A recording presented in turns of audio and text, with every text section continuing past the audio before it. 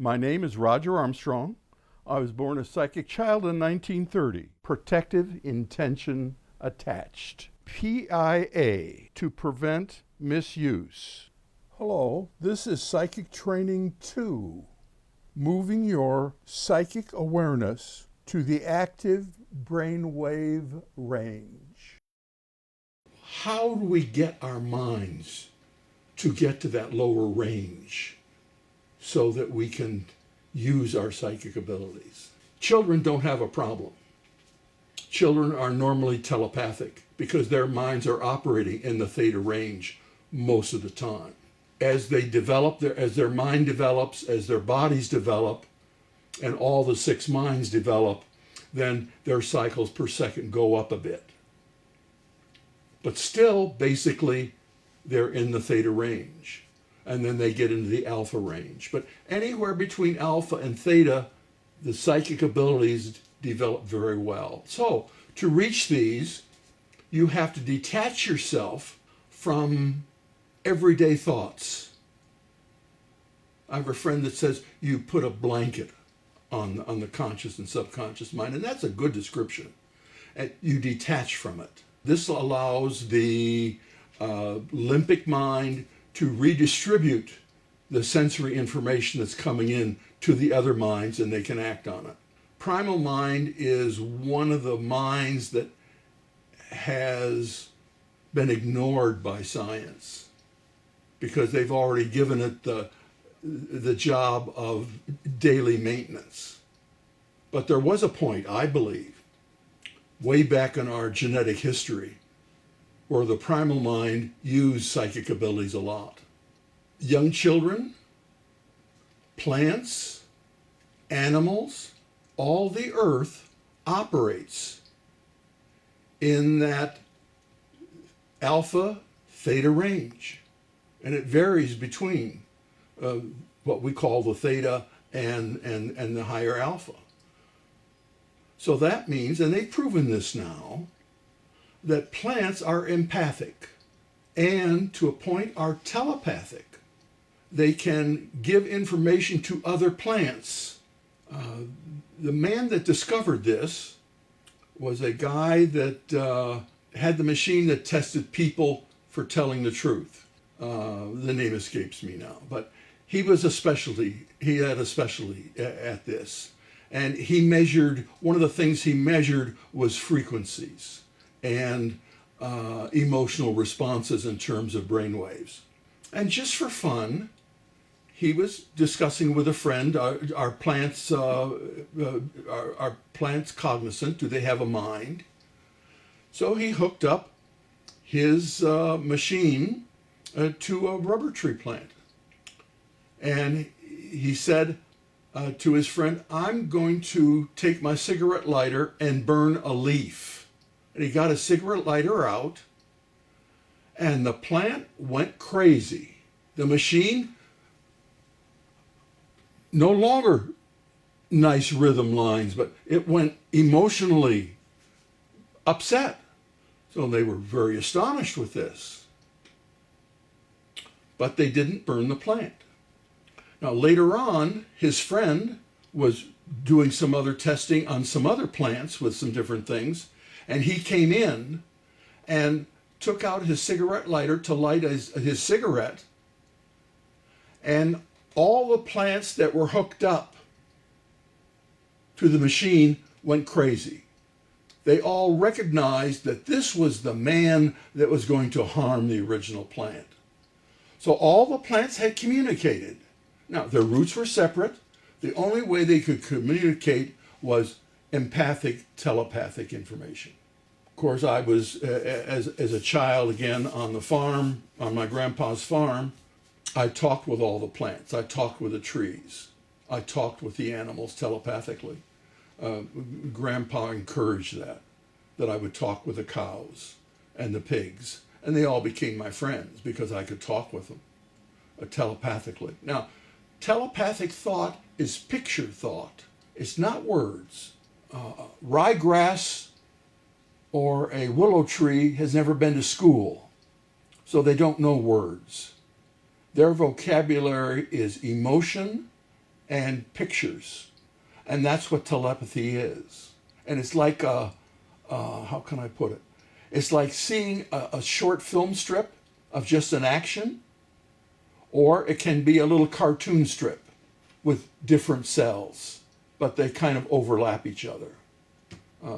Like the little animated things we did as kids, where you drew a picture on all the cards, then flipped all the cards, and then the object moved. Telepathy is a lot like that. So you have to be ready for it. You have to be open for it. Your mind has to be clear for it. You have to have the intention to listen and recognize the picture signals. But other than that, everybody has it. It's just a matter of recognizing it and developing it. What else is trees? Of course, we've talked about. I like trees, and I use trees as a developmental thing that I'll talk about as a way to become telepathic. But even rocks, water, all our elements that we live in our environment share information. And you can give them information. And you can ask them to do things for you, and they will. It sounds kind of spooky, but it's true. It's true. An acquaintance in the family that I knew in New Mexico when I went to school there had some Navajo friends, and his youngster played with Navajo children, and together they could make it start raining or stop raining. And I visited their house one time, and it was raining. It had been raining for 2 days. And kids knocked at the front door and said, could Jimmy come out and make the rain go away? And Jimmy, you got some friends out here, and they say you can make the rain go away. Yeah, I can do that. I never should have started. And he's mumbling and grumbling. He's 8. He's feeling the weight of responsibility. So he puts on his raincoat and goes outside. The kids form a circle around him, holding hands. He does a toe-heel dance, which is a warrior's dance, around in a circle. You could see the energy radiate from him. It was blue energy radiating from him. It reached the other children, and then it magnified